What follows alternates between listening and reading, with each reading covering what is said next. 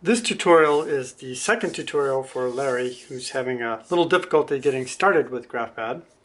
And what he's trying to draw is for a window design, he needs to actually go and take the measurements and then create this undefined arc. And he's actually captured those in another drawing tool, and he wants to know how to do this in GraphPad. And so he's got dimensions across the bottom where he's going to take his various points and the actual dimensions. I've actually made a printout of this, and so I'm going to be reading the numbers off of this printout. But if you were to do this in GraphPad, the way he would do is he would start off by setting the scale. He's going to want to use inches, 10, and now you can see that the maximum width and height is 60 inches by 80. And what he's trying to draw is only 42 inches high by about 25 inches across, so we can actually move the slider down a little bit. So that's a good scale. And we'll zoom out so we can actually get an idea of what we're drawing. So the first thing I'm going to do is I'm going to draw my two dimensions. Right. So these are going to be the two starting points. We're going to change this so it's actually the correct length of this side, which is 42 7/8. Now, we'll notice that it's actually going the wrong direction. So the first thing we'll do is we'll reverse that line. And now we see it's going the correct direction, and we can actually put in our dimension, which is 42 7/8 inches, return. And we can go ahead and drop a dimension on that. Now the dimensions by default are all horizontal. So we do have a setting so we can line those up. And so we change that from align dimension with dimension text. It's going to line up with the dimension, and that's going to make it a little bit easier since we've got compressed space. And we'll go ahead and change the length of the secondary line. We have 30 inches, it's going the correct direction, so we can just type in the lower dimension, which is 25 3/8 inches. And we'll go ahead and put a dimension on that line as well. Now we'll want these dimension handles to be out of the way, because if we're creating a new dimension and we hit a dimension, it's going to default to trying to change that existing dimension. So we just want to move them out of the way when we create our new ones. So in order to create these additional points up here, what we're going to do is we're going to use guidelines, and we'll select a line. And if we have one line selected and we go to type, then we'll notice there's a purple line down here, and that's a guideline. And what it does is it creates a guideline exactly on top of the existing line. And now we can move that guideline to its appropriate location. So we'll go to Lines, select the guideline we want to move, Translate, and we need to translate this 4 1/2 inches. So 4 1/2 inches, we'll specify the direction, which is 0, and then we'll do an offset.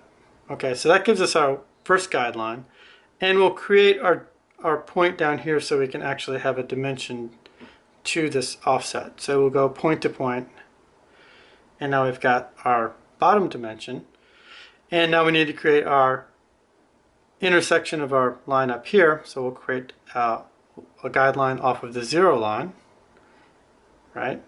And then we'll offset that the appropriate distance, and that's going to be 44.5109. So we'll delete everything that's in there. 44.5109 inches. Return. We'll close that out, and we'll pick the direction we're going to offset it. So select our line again since we accidentally did that. And now we have our second point. Now what I'm going to do is I'm going to translate this horizontal line back so I don't have to recreate it all the time. So it's down there, and now I'll create my other dimension. So we'll go point to point, and again, be careful you move this dimension out of the way. So we'll continue through our geometry doing the same thing. So the next one is 9 1/2 inches, so we'll just offset it from its current location by 5. So we'll just delete all this information out, put in 5 inches. We're going in this direction, we do an offset. Oops, we did a duplicate, which is fine. We'll just go ahead and delete this first line. Okay, we'll create our horizontal guideline. We'll specify the dimension there, and that's going to be 45.4588, 45 0.4588 inches. We're going to offset it in this direction, offset. And now we'll create our point. We want to remember to always create our point along the bottom, so we have our second portion of our second part of our dimensions, and then we'll use point to point to create our dimensions, right? So we'll go from this point to this point, move that out of the way, and then from this point to this point, and we'll move this down here, and then delete these lines.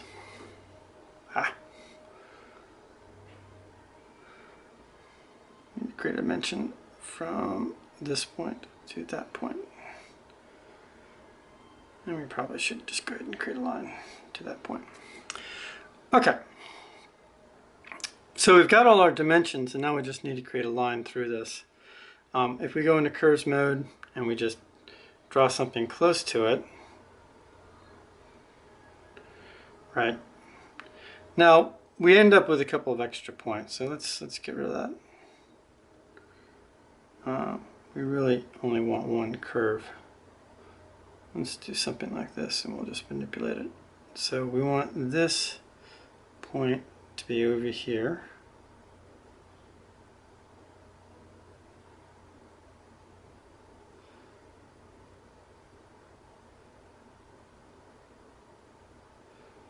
Alright, and I'll do the same thing over here. We'll just turn everything off, grab this one point. And now we can use the control points to line it up through the curve.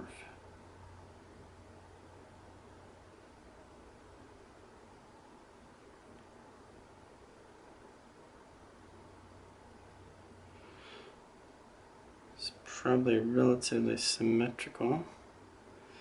And this is where pure art comes into the equation. Okay.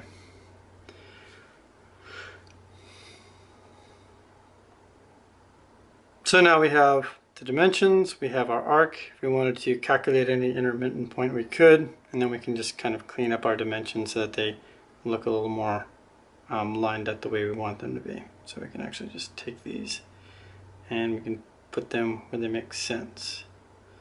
So 16 inches, 21 inches, and then our 25 inches out here, etc.